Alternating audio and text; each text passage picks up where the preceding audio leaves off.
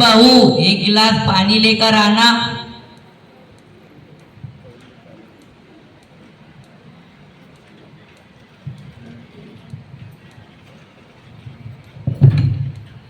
मैंने आपसे कितनी बार कहा है कि जल्द से जल्द इनका कोई इंतजाम करो, वरना मैं अपने मायके चली।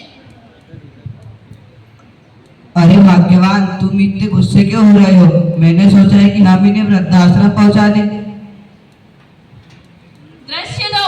राधा रानी। राधा रानी एक रिटायर्ड शिक्षिका है। वे अपने बहू बेटे से बहुत अधिक प्रेम करती है। उनका पोता भी उनसे बहुत अधिक प्रेम करता है और हर वक्त उनके पास रहकर उनसे कहानी और किस्से सुनना चाहता है। लेकिन उनके बहू बेटे सिर्फ उनसे पेंशन पाने हेतु ही प्रेम करते हैं और अभी तक राधा रानी ने अपना बैंक बैलेंस अपने बेटे के नाम नहीं किया। इस दौरान उनके बहू बेटे उनसे अक्सर करते रहते हैं, लेकिन राधा रानी अपने फैसले पर टिकी है।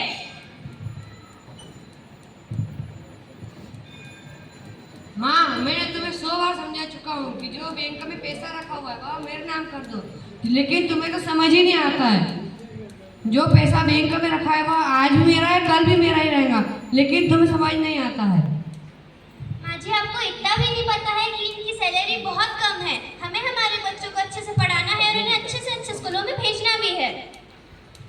माँ, तुम्हें अपने पैसों से प्यार है, लेकिन अपने बच्चों की चिंता नहीं है तुम्हें। बेटा, तुम मेरी बात नहीं समझोगे। तुम वर्तमान को देखते जी रहे हो, पर ध्यान से सोचना, तुम दोनों को समझ आएगा। मैं अपनी जगह पर सही हूँ।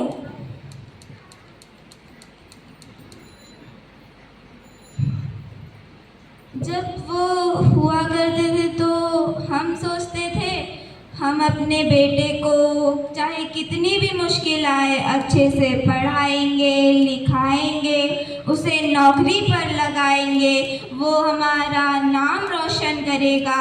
आखिर वही तो हमारे बुढ़ापे का सहारा है। पर अब बुढ़ापे में तो कोई उम्मीद ही नहीं है। राकेश के बहू बेटे ने उनसे छुटकारा पाने हेतु उन्हें वृद्धाश्रम में डाल दिया। वह रोए गिड़गिड़ाए, लेकिन उनकी एक ना सुनी गई और उन्हें जो करना था किया और उन्हें घुट घुट कर मरने पर मजबूर कर दिया। दृश्य 3, वृद्धाश्रम। अरे राधा, तुम यहाँ पर कैसे? मैंने तो सोचा भी नहीं था कि तुम मुझे यहाँ पर मिलोगे। क्या राकेश जी, आप यहाँ पर?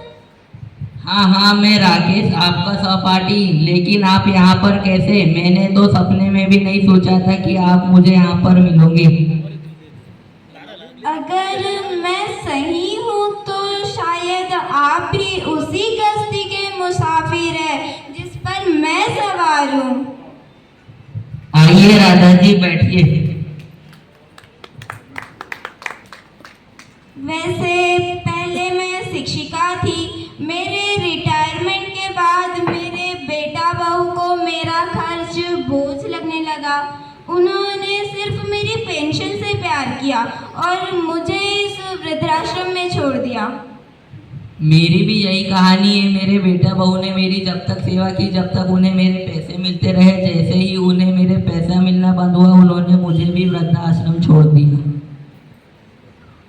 मैं कहती हूँ हमें ऐसे शांत नहीं बैठना चाहिए। हमें अपने अधिकारों के लिए लड़ना ही होगा। आप ठीक बोल रहे हो राधा जी। मैं एक वकील को जानता हूँ, अपन उससे बात करके देखते हैं। जी। नमस्ते राकेश जी। नमस्ते। क्या आप ही राधा रानी है? आपकी क्या परेशानी है?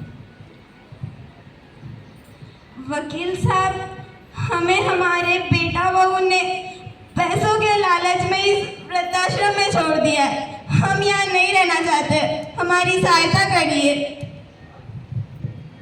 ठीक है, मैं समझ सकता हूँ। आप चाहें तो आपके बेटा बहू के खिलाफ अदालत में मुकदमा चला सकते हैं। नहीं, हमें सिर्फ न्याय चाहिए। राकेश जी, राधा रानी जी, आप अकेले नहीं हैं। कानून आपके साथ है।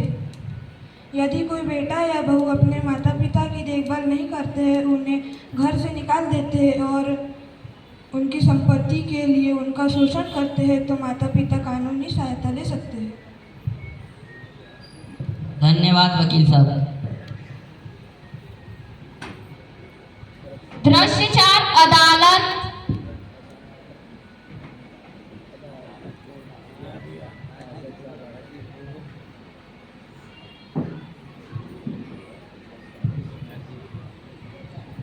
जज साहब, आज हमारे सामने ऐसे व्यक्ति मौजूद है जिन्होंने अपना सारा जीवन अपने बच्चों का भविष्य बनाने में लगा दिया, परंतु उन्हीं बच्चों ने अपने माता पिता को वृद्धाश्रम भेज दिया। अब आप ही न्याय कीजिए। जज साहब, हमें वृद्धाश्रम में नहीं रहना है, हम अपने घर वापस जाना चाहते हैं, हमारी सहायता करें।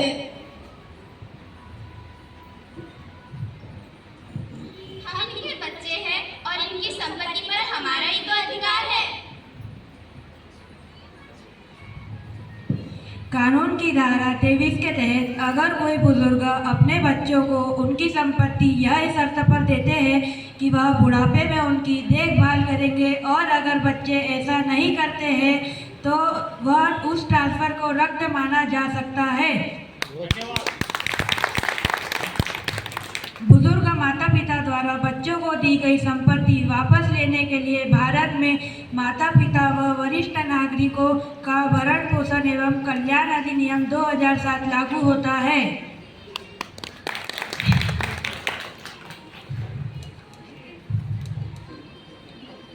दोनों पक्षों की बातों को मद्देनजर रखते हुए अदालत इस फैसले पर पहुंचती है कि राकेश जी और राधा रानी जी को उनकी सारी संपत्ति वापस देनी होगी और उनके बेटा बहू को 2 साल का कारावास एवं 50,000 का जुर्माना भरना होगा।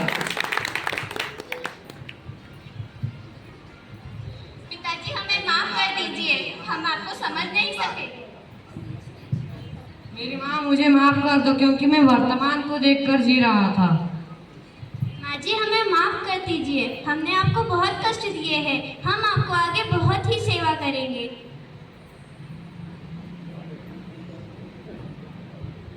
बेटा, हमें तुमसे कुछ नहीं चाहिए, सिर्फ थोड़ा सा प्यार और सम्मान चाहिए। जज साहब, हम हमारे बच्चों को सिर्फ समझाना चाहते हैं, उन्हें सजा देना हमारा इरादा नहीं है।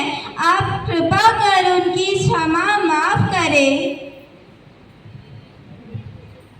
देखिए, आप लोगों ने इनके साथ कितना गलत व्यवहार किया, फिर भी ये लोग आपका भला ही चाहते हैं।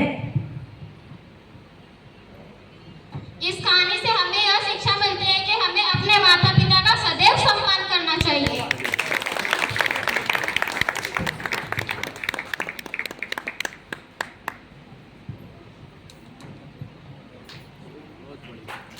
नमस्कार। जय हिंद।